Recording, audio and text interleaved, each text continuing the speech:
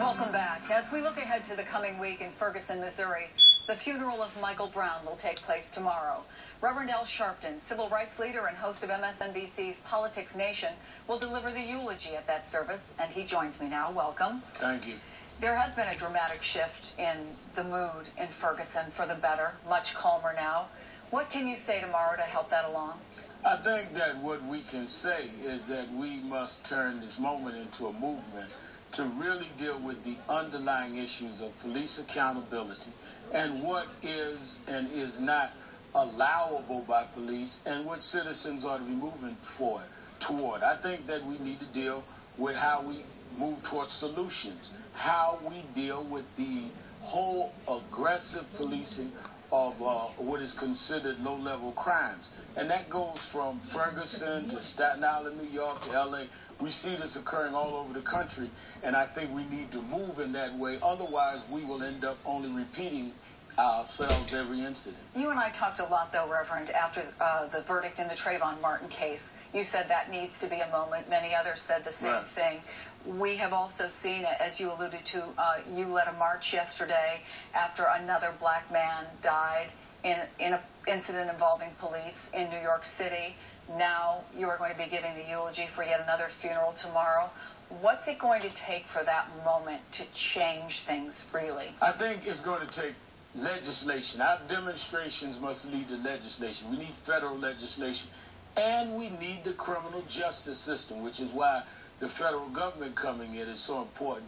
I think the Attorney General, Eric Holder's unprecedented trip sent a signal. We didn't see Bobby Kennedy go to the South in the Civil Rights era.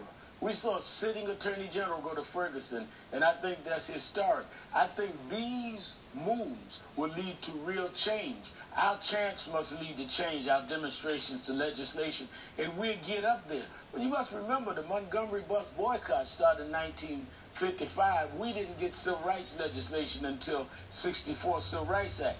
Change takes time, but those of us that are committed are willing to put in the time because we cannot tolerate not having the change. There's a big article on you in Politico magazine this week. It talks about how close your contact is with the White House, how you often serve as a kind of surrogate for the White House. But let me ask you about the president, and in the case of Ferguson in particular, race relations in America in general. Is he doing enough? First of all, I'm not a surrogate. I have access to the White House in every era going back to Lincoln with Frederick Douglass. Presidents talked to those that were leading at that time. Not comparing Mark Morial or Melody Campbell to Frederick Douglass, but that's nothing unusual. I went to Ferguson because the family, the grandfather called and asked me to come.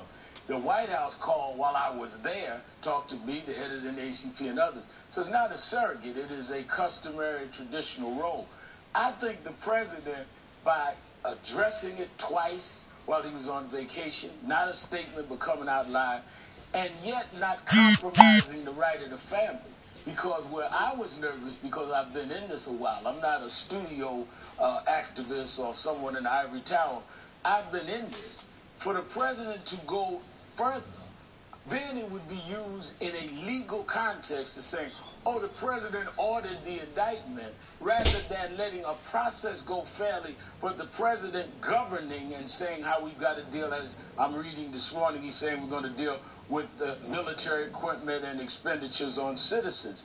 We, in terms of those that are talking to the family and the lawyers involved in these cases, don't need the president to politicize it and give an escape from the criminal justice system from those that need to be investigated and possibly brought into the criminal justice system. So a lot of people talking are not talking to the victims who don't need their rights violated by politics. We have just a few seconds left, Reverend, but what would be justice in this case? Justice is a fair and impartial investigation, and let the facts go where they need to go. But too often with local prosecutors, we don't get that. Reverend Al Sharpton, thank you so much. Thank you. That's all for today. We'll be back next week. If it's Sunday, it's Meet the Press.